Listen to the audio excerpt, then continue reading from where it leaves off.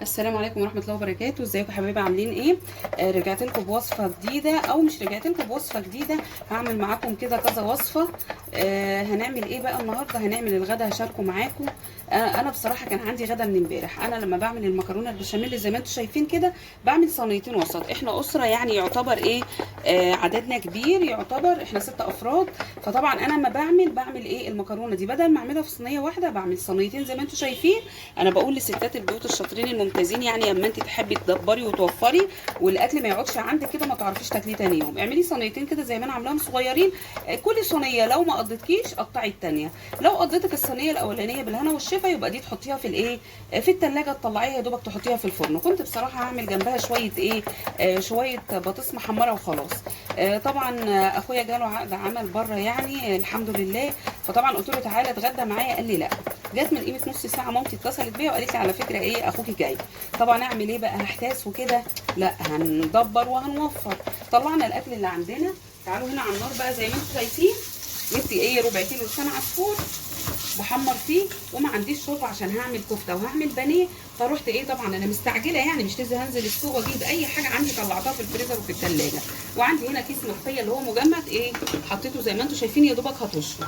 وهنا عندنا الميه بتغلي على النار. هجيب ايه اللي لو انت عايزه تعملي شوربه وما عندكيش شوربه زي، لان انا عندي ايه، شويه محشي هطلعهم جنب الايه برده من امبارح، جنب صينيه المكرونه.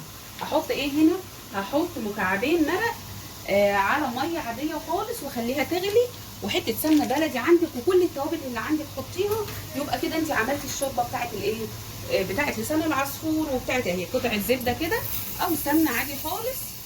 وهنزل بالتوابل اللي ايه اللي عندي. ايدي بقى شغاله في الايه، في لسان العصفور اللي عندي.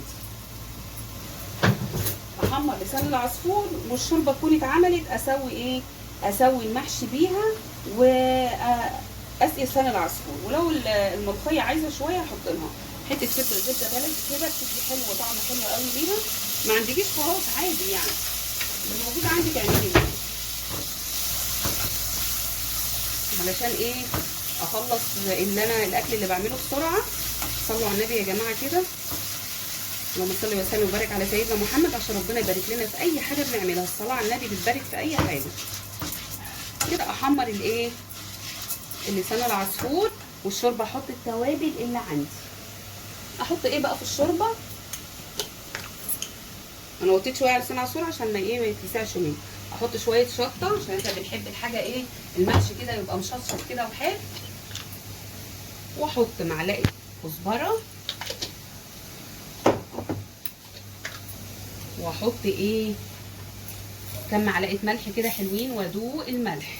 ايدي شغاله برده يعني ما انساش نفسي وانا بعمل. شويه فلفل اسود كده. يعتبر الشوربه اللي عندنا خلصت. وهنا خلاص اهو لسان العصفور حطيت المعلقه البلاستيك كانت هتسيح، حطينا الخشب عادي خالص. الاستعجال يا جماعه، بس ايه، بالراحه كده ونصلي على النبي، كل حاجه هتتعمل ان شاء الله. اقول لكم نص ساعه وجاي، فطبعا يعني ايه، هو يا عيني مش عايز يكلفني، بس طبعا ايه كويس ان والدتي قالت لي علشان ايه اعمل حسابي. بس كل حاجه الحمد لله يعني ما شاء الله كل حاجه موجوده. البانيه انا دايما يا جماعه اجيبه كيلو بانيه كده. البانيه رخص على فكره بقى ب 195. جبت كيلو بانيه كده وتتبليه، تحطي له البصل وتحطيه في الثلاجه عندك او في الفريزر. تطلعيه وقت اللزوم. حته لحمه مفرومه كده حطيها برده، تطلعيها برده وقت اللزوم. يعتبر انا هعمل كفته والبانيه ما اشتريتهوش. فانت تدبري وتوفري كده. لسان العصفور اللي عندنا خلاص اطفي عليه، لان لو سبته كده على النار هيغمق لحد ما الشوربه اللي عندي تتعمل واعمل وصفه ثانيه. هنا يا حبايبي جبت بيضتين وحطيت عليهم شويه فلفل اسود، شويه كمون، شويه كزبره. حطيت شويه بسم الله الرحمن الرحيم، وشويه كمون. ورحت نازله برده بالايه، بالملح اللي عندي، وربيت البيضتين كده. واحط شويه كركم بيدي لون حلو قوي للبانيه. هبصي هشيل بقى الايه، البصل اللي انا متبله برده. البانيه ده انا كنت متبلاه بقى له حوالي ساعتين في الثلاجه. انا زي ما قلت لكم كان عندي في الفريزر، طلعته ايه وتبلته. هشيل البصل كده منه وهنزل كله. دي طريقه حلوه قوي للبانيه. يعني ايه، مش تحطي بقى كل شويه تطلعي واحده بانيهايه وتحطيها في البيض وبعدين تحطيها في الدقيق وفي البقسماط. انا هقول لكم طريقه سهله قوي. احنا كلنا ايه شاطرين وممتازين وبندبر وبنوفر وايه، واحنا في عصر السرعه كل حاجه تتعمل وتبقى حلوه قوي. اطلع بقى كل الايه، البانيه اللي عندي كده اهو. هشيله بس من البصل والتتبيله دي. البصل بتاع الكفته، انا ضربت البصل بتاع الكفته وحطيت شويه على الايه، على البانيه. الكفته دي بقى وانا بحط كده البانيه اتعملت ازاي؟ عندي نص كيلو لحمه مفرومه، لو ما فيهوش نسبه دهن حته ليا كده وايه وفروميها معاه. انا فرمتها ورحت جايبه بصلتين ضربتهم في الكبه جامد قوي، ونزلت عليهم بمعلقتين بقسماط مطحون ومعلقتين دقيق ومعلقه بيكنج باودر والتوابل اللي عندك وتوابل الكفته، وتنزلي بقى ايه تتبلي الكفته كده وتعجنيها زي ما انت شايفاها كده، وتحطيها في التلاجة حوالي ساعتين برضو زي ما انت تحبي، وتطلعيها كده يا دوبك ايه هنعملها نصبحها ونحطها في الايه في الفرن.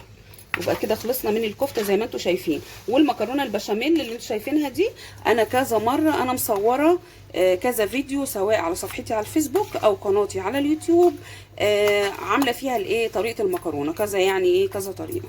خلاص كده خلاص اهو زي ما انتم شايفين، مش تطلعي واحده واحده تحطيها في البيض. بصوا يا حبايبي كده اهو الشوربه زي ما انتم شايفين كده خلصت اهي. ما عندكيش شوربه وعايزه تعملي زي كده اعملي الشوربه، هي دي الشوربه كده. هعمل بيها ايه بقى؟ زي ما انا قلت لكم الملوخيه هي لو عايزه اعمل لها يا دوبك الطشه، وهنا لسان العصفور زي ما انا قلت لكم اطفوا عليه لانه ايه بيحمر على طول. وعندي شويه محشي كده مشكلين برده، ورق عنب على كرومب على قرنين فلفل، وهتبقى الحمد لله اكل حلو قوي. هشرب المحشي واشرب لسان العصفور، ويبقى كده خلصنا من الوجبتين وخلصنا من الملوخيه، ونعمل بقى البانيه والكفته وخلصنا من الاكل اللي عندنا. بصي بقى احنا دلوقتي موسم المانجا. انا عايزه اقول لك حاجه، موسم المانجا دلوقتي ما شاء الله المانجا حلوه قوي ورخيصه السنه دي وكتيره. اعملي ايه بقى؟ كل ما تجيبي مانجا كده عندك يا ريت ان انت تشيلي واحدتين في الفريزر في كيس، شيليهم سلام، اغسليهم وشيليهم سلام. ليه بقى بتعملي كده؟ علشان مثلا وقت زي كده انت عايزه تعملي عصير. انا عملت بصراحه عصير مانجا. عصير المانجا اول ما انت بتعمليه بقى تطلعيه ربع يا دوبك كده، عايزه تخلي يعني هو على فكره اللي هو بتاع العصير المحلي لما قلت له المانجا بتاعتك بتبقى تقيله كده. انا كنت زمان بجيب الايه، شايفين انا بعمل ايه دلوقتي؟ انا بصبع ايه، جبت المسن بتاع السكينه واعملي صوابع الكفته زي ما انت عايزه. الكفته زي ما انا قلت لكم شويه كزبره كده وكل التوابل اللي عندك واللحمه المفرومه عجنتيها في بعض كده وسبتيها وتعمليها زي ما انت شايفه كده اهي، هتبقى اللهم بارك جميله قوي. بصي بقى هو قال لي ايه بقى بتاع عصير المانجا عشان ما انساش الكلام. بسم الله الرحمن الرحيم، اللهم صل على سيدنا محمد. انت جيبي المانجا اللي عندك. انا كنت زمان بشيل القشر بتاعها واشيل طبعا البذره بتتشال، وكنت بقعد ايه اضربها في الخلاط. لا هو قال لي بقى بقشرها المانجا سواء خضراء سواء صفراء اي نوع عندك، حوشي المانجا من حوشي البذرايه منها وبقشرها كده وايه وفرميها، هتفرميها وبعدين تصفيها. عارفه والله جربيها على الطريقه دي وهتدعي لي دعوه حلوه. ليه بقى؟ بتبقى تقيله كده وحلوه. شفتي احنا المانجا اللي بنشربها في المحلات تحسي بتبقى تقيله كده ان انت بتاكلي قطع مانجا في المانجا ذات نفسها. هو بقى بالطريقه دي قال لي القشر لا، ان انت لما بتشيلي القشر او الجوافه برده لما بتشيلي البذر بتشيلي الطعم ذات نفسه اللي فيها من جوه اللي هو القلب، فبتبقى خفيفه بتبقى زي الميه. لكن بالحاجات اللي انا بقول لك عليها دي بقى بتبقى جميله قوي. جربيها. انا عملت عصير مانجا برده عندي في البيت والله يا جماعه ما اكذبش عليكم، ما نزلتش جبت اي حاجه، يعني الخير كان موجود. وهعمل برده اكله هتبقى حلوه وادبر واوفر. انا بصور معاكم علشان كل ست بيت يعني اي ضيوف يجوا لها كده، حاولي تخلي كيلو بانيه نص كيلو لحمه عندك في الفريزر. ده الوقت زنقه ما تمديش ايدك عليه الا لو ضيوف جات لك لو اي حاجه كده ايه. كل يوم هاتي اكلك، بس الحاجه دي خليها دايما كده ايه استبنى عندك في الفريزر. انا طبعا كده قلت اعمل معاكم الغدا يعني يبقى سهل واوريكم ازاي الوصفات اللي بعملها. طبعا بقى وقت التقديم ممكن ما اقدموش معاكم يعني مش هيبقوا موجودين واقعد اقدم بقى في الاكل، فانا بعمل ايه الاكل معاكم.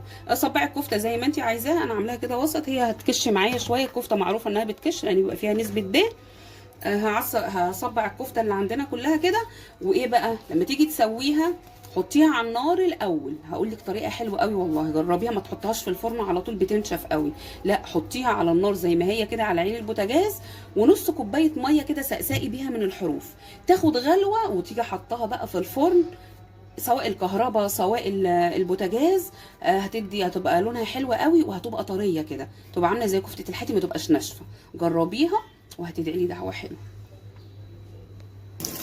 بصوا يا حبايبي انا حطيت الكفته زي ما انتم اهو شايفين النص كيلو ايه صبعته. بصوا الميه زي ما انا بقول لك اهو